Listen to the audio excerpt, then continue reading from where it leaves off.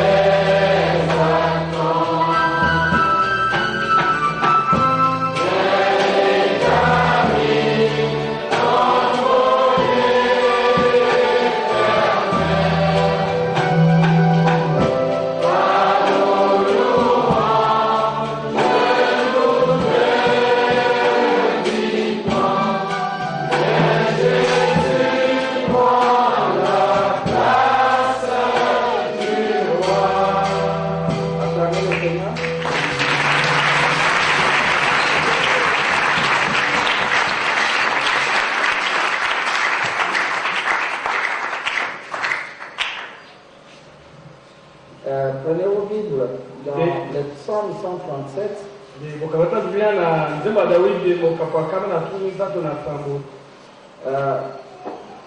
Nous lirons à partir du premier verset jusqu'au verset 5.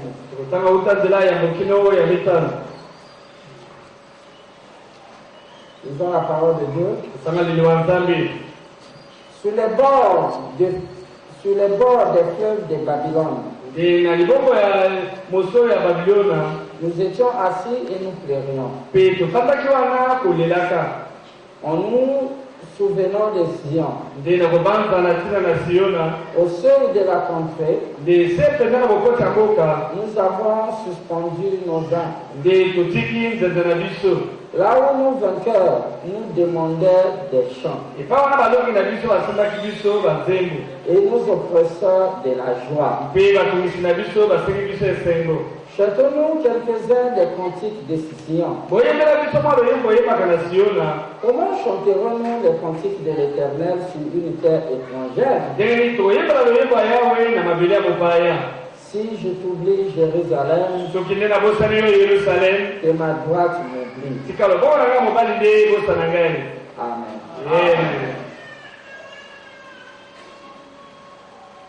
Prenez encore dans Ecclésiaste chapitre 12. Les deux derniers versets, versets 15 à 16.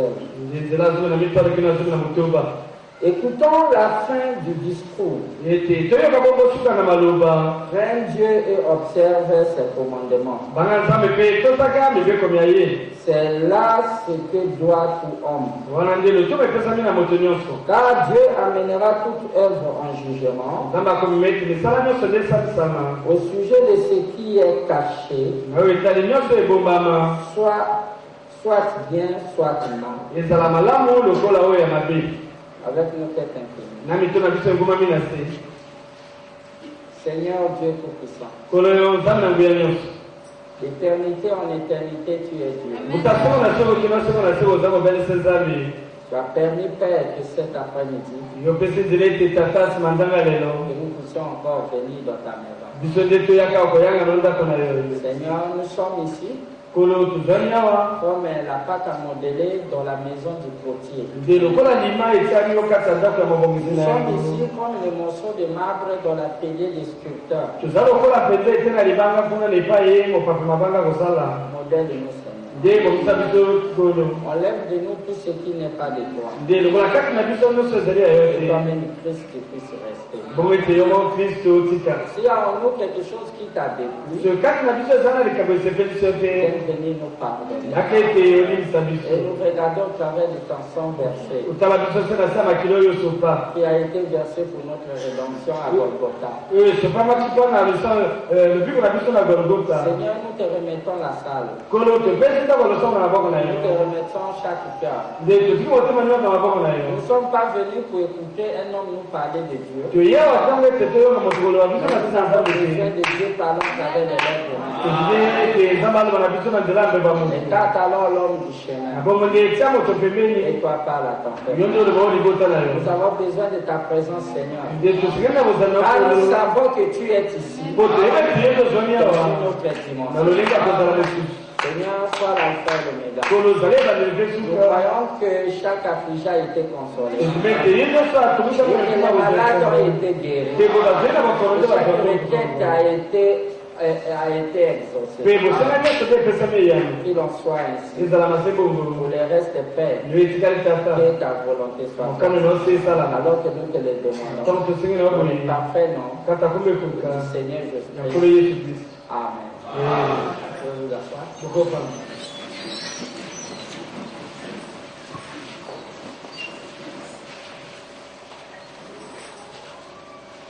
Amen.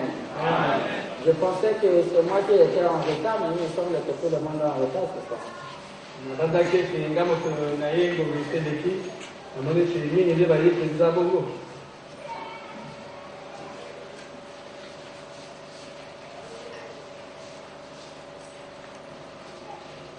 Je vous salue tous Dans le précieux nom du Seigneur Jésus-Christ. Amen.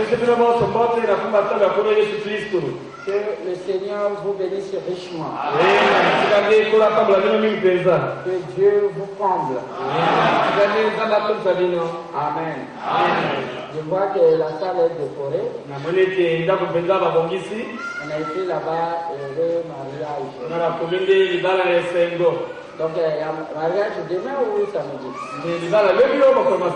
Samedi, qui va se marier? Les dates de paradoxe. Les dates de paradoxe, le frère et le couple. Ah, ok, c'est ça, je ne savais pas. Amen. Amen. Amen. Amen.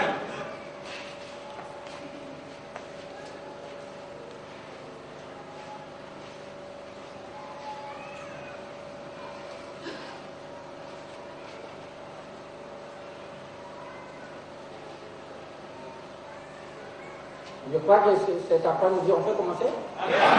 Et bon banda. Vous êtes prêts? Ok, on va commencer. Que Dieu bénisse le pasteur Makassa et le pasteur psychologue. Ça n'a pas pour la pasteur Makassa, vous aurez à prêcher après moi.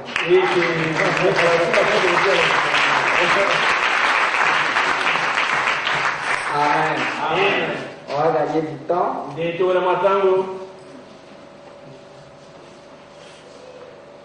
Cet après-midi, nous allons toujours parler sur la loi de l'électricité.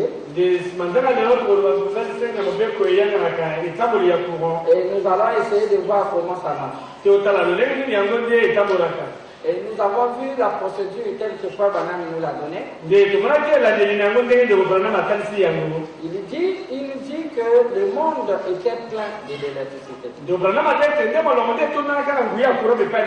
Et dès le début, il dit que le monde était plein de l'électricité. Donc au commencement de toutes choses. Amen. Amen. Il y avait déjà l'électricité. Mais cela ne pouvait pas être bénéfique. Voyez-vous? Alors, les gens n'étaient pas bénéficiaires de l'électricité. Alors, Dieu a décidé à donner à l'humanité de l'électricité. Amen. Amen. Il dit ceci. The world has been full of electricity since the world began. It's all around. Il dit le monde était plein de l'électricité depuis le commencement du monde. Et tout était entouré de l'électricité. Jusqu'à ce que Dieu puisse le manifester. Nous avons vu que bien que l'électricité était dans le monde, et tout était là, mais les hommes qui vivaient n'étaient pas bénéficiaires. Alors Dieu un jour décida de donner l'électricité à l'humanité. Et ensuite, il a envoyé un homme. C'était Franklin. Et Franklin savait qu'il y a l'électricité. Mais il n'avait pas de moyens pour le prouver. Alors Franklin a commencé des expériences. Et il a montré au monde qu'il y a de l'énergie sous forme d'électricité dans lequel on peut envoyer les télégrammes, faire ceci, faire cela. Et M. Morse a commencé à envoyer des télégrammes avec ce que nous appelons aujourd'hui l'alphabet Morse. Et les Maxwell ont commencé à imprimer des voix. Voyez-vous, les Edison ont commencé à créer ce qu'on appelle les magnétophones. Ou les machines à télégramme à répétition. Voyez-vous, ils ont commencé à travailler avec ça. Jusqu'à là, il y a eu un homme qui savait que la lumière ne pouvait venir de l'électricité. Et c'était Thomas Edison. Et voyez-vous, d'abord, lorsque Dieu a envoyé Franklin, pour que nous puissions être conscients de l'électricité. Alors, ensuite, Edison a travaillé en accord avec les lois de l'électricité, dans lesquelles Franklin connaissait déjà. Et il avait déjà énoncé. Et il avait déjà énoncé les problèmes des dynamos. Amen. Amen. Il avait déjà annoncé le concept des dynamos. Et lorsqu'il a découvert cela, il a crié Eureka. Et j'ai trouvé, I got it. Et alors il a donné la formule. Mais il fallait qu'il y ait quelqu'un après lui qui puisse appliquer.